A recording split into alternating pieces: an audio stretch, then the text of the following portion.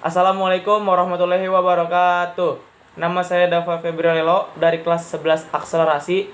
Di video ini saya akan menjawab atau menjelaskan dari pertanyaan-pertanyaan berikut.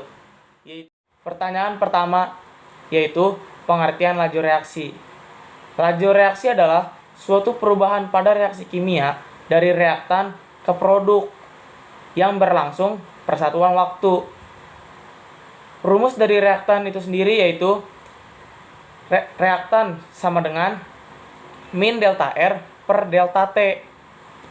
Nah, rumus pada produk itu sendiri yaitu delta P per delta T positif. Nah, pertanyaan yang kedua yaitu contoh laju reaksi dalam kehidupan sehari-hari. Sebenarnya ada banyak. Di sini saya hanya menulis 5. Yaitu yang pertama, melarutkan gula menggunakan air panas lebih mudah terlarut daripada menggunakan air dingin.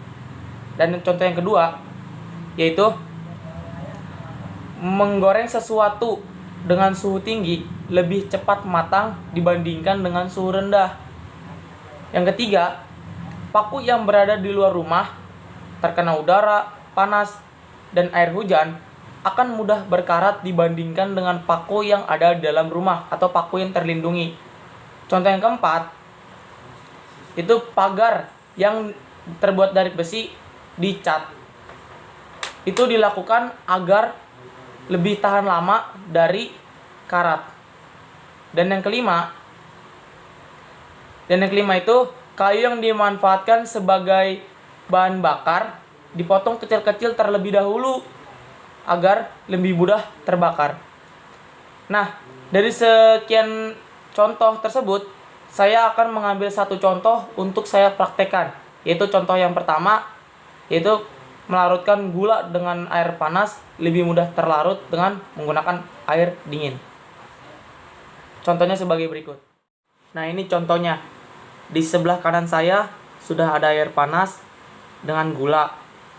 Dan di sebelah kiri saya sudah ada air dingin dengan gula. Di sini saya akan membuktikan bahwa air panas lebih cepat terlarut dibandingkan dengan air dingin. Di sini mari kita aduk.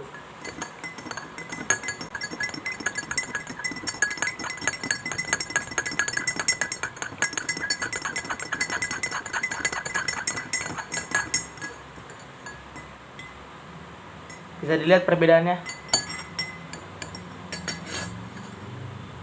Di keduanya itu berbeda.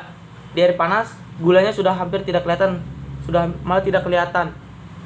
Dan di air dingin gulanya masih saja berada di bawah. Di sini terbukti bahwa air panas lebih cepat melarutkan gula dibandingkan dengan air dingin. Kenapa air panas lebih cepat melarutkan gula? Karena jika temperatur semakin meningkat, maka laju reaksinya pun akan semakin cepat sehingga gula lebih mudah cepat terlarut. Itu saja. Itu pertanyaan yang ketiga, yaitu teori tumbukan dan hubungannya dengan laju reaksi. Teori tumbukan adalah reaksi kimia yang terjadi karena adanya tumbukan yang efektif antara partikel-partikel yang bereaksi. Hubungannya dengan laju reaksi karena tumbukan sangat berpengaruh terhadap laju reaksi. Jika suatu reaksi di setiap partikelnya terjadi tumbukan, maka laju reaksinya akan semakin cepat. Begitupun sebaliknya. Jika di setiap partikelnya tidak terjadi tumbukan, maka laju reaksinya akan semakin lambat. Contohnya yaitu ketika gula di dalam air akan mudah terlarut jika diaduk dibandingkan dengan gula di dalam air yang dibiarkan saja. Selanjutnya pertanyaan nomor 4, yaitu faktor-faktor yang berhubungan dengan laju reaksi. Ada 5. Yang pertama, luas permukaan sentuh. Luas permukaan sentuh ini memiliki peranan penting. Sebab semakin besar luas permukaan bidang sentuh, maka semakin banyak tumbukan yang terjadi antar partikel, sehingga laju reaksinya akan semakin cepat. Begitu juga sebaliknya. Yang kedua, suhu. Suhu ini memiliki peranan penting, yaitu apabila suhu pada suatu reaksi dinaikkan, maka menyebabkan partikel semakin aktif bergerak, sehingga tumbukan yang terjadi akan semakin sering dan menyebabkan laju reaksi semakin besar, dan juga sebaliknya. Yang ketiga, katalis, yaitu suatu zat yang mempercepat laju reaksi kimia pada suhu tertentu tanpa mengalami perubahan. Yang keempat, tekanan. Penambahan tekanan dengan memperkecil volume akan memperbesar konsentrasi dan dapat memperbesar laju reaksi. Dan yang kelima, konsentrasi reaktan.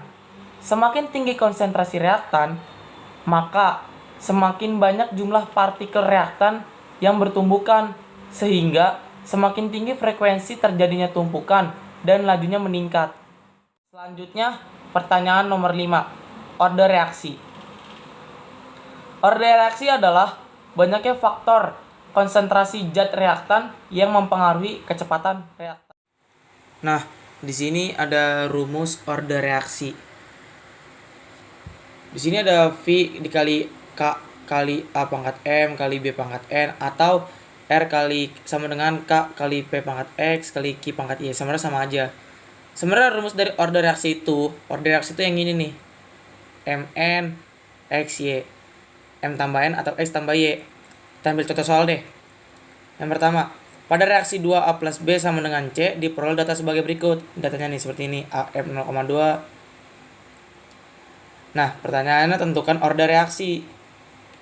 Pertama tulis dulu rumus V sama dengan K kali A pangkat M dikali B pangkat N. Karena kan tadi rumus reaksi sama dengan M tambah N. Kita harus tahu dulu masing-masing dari A sama B ini. Jadi pertama cari A. Cari order A dengan membandingkan konsentrasi B yang sama, yaitu 2 dan 3. Rumusnya kayak gini, V1 per V2, K1K2, A1 per A2, kali M kali B1 per B2 kali N. Nah, tinggal masukin aja 0,04, 0,08 sama dengan K1K2, 0,2, 0,2 kali M, 0,2 bagi 2, 0,4 kali N. 1/4 sama dengan 1 kali 1 per 2 N, M, K1 karena K1 sama dengan K2 sama dengan K3. Ya tinggal ini pindah jadi sama dengan M2, berarti order A M2. Sama, kita cari order B dengan membandingkan konsentrasi A itu 1 dan 2 kayak gini. Ya tinggal masukin aja kayak tadi, tinggal masukin, dapat nanti hasil kayak gini. 1,5 sama dengan setengah N, N sama dengan 1, order B sama dengan 1. Nah, itu kan reaksinya. Order reaksi totalnya sama dengan M tambah N, 2 tambah 1, 3. Jadi order reaksinya sama dengan 3. Nah, ada juga jenis-jenis order reaksi, yaitu ada 3. Yang pertama, order reaksi 0.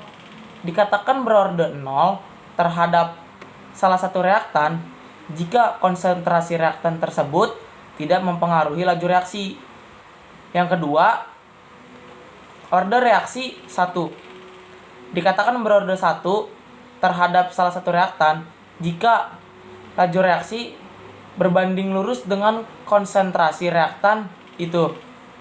Yang ketiga, order reaksi 2. Dikatakan berorder 2 terhadap salah satu reaktan jika laju reaksi merupakan pangkat 2 dari konsentrasi reaktan itu. Dan pertanyaan yang terakhir, nomor 6, persamaan laju reaksi. Persamaan laju reaksi adalah suatu persamaan yang menghubungkan laju reaksi dengan konsentrasi atau tekanan pada reaktan serta parameter konstannya. Nah, di situ juga ada hukumnya, hukum pada persamaan reaksi. Laju reaksi Ini dia itu hukumnya. sebagai berikut. Hukum laju reaksi dinyatakan dalam persamaan berikut. Yaitu pertama ada X, Y sama dengan laju reaksi P, Q konsentrasi reaktan P dan Q, R, K, P pangkat X, dikali Q pangkat Y. Yang keempat, R sama dengan laju reaksi. Yang kelima, K sama dengan konstanta tetapan laju reaksi. Pada persamaan laju reaksi akan berbanding lurus dengan konsentrasi reaktan yang diberi pangkat tertentu. Itu saja penjelasan dari saya, kurang lebihnya mohon maaf. Wassalamualaikum warahmatullahi wabarakatuh.